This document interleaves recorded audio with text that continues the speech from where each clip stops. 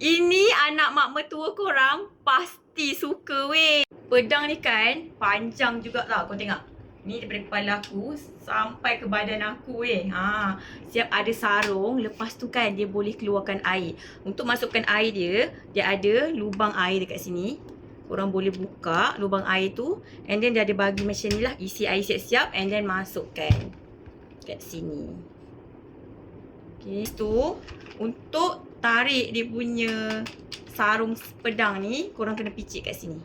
Okay. Lepas tu sarung pedang ni korang boleh charge tau. Sebab nanti dia akan keluarkan percikan api macam ni. Korang tengok. 1, 2, 3.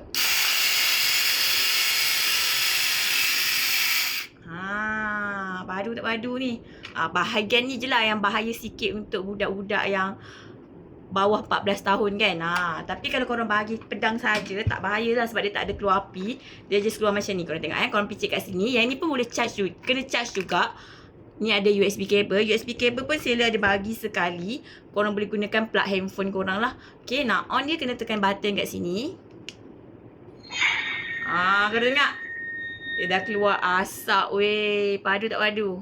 Bukan itu saja, saya ada bunyi. Bila korang berlanggar-langgar kan, kalau korang beli 2 lagi best ni. Anak korang boleh main.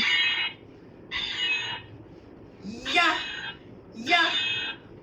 Keluar asap. Kalau malam-malam kita main dalam gelap, korang tengok Lagi padu weh.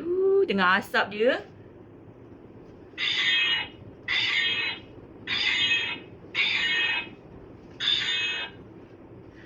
Ini anak mak mertua korang tengok mesti dia nak punya beli weh. Kalau korang nak grab juga pedang ni, tekan dekat beg kuning. Confirm anak mak mertua korang, anak-anak korang pun suka.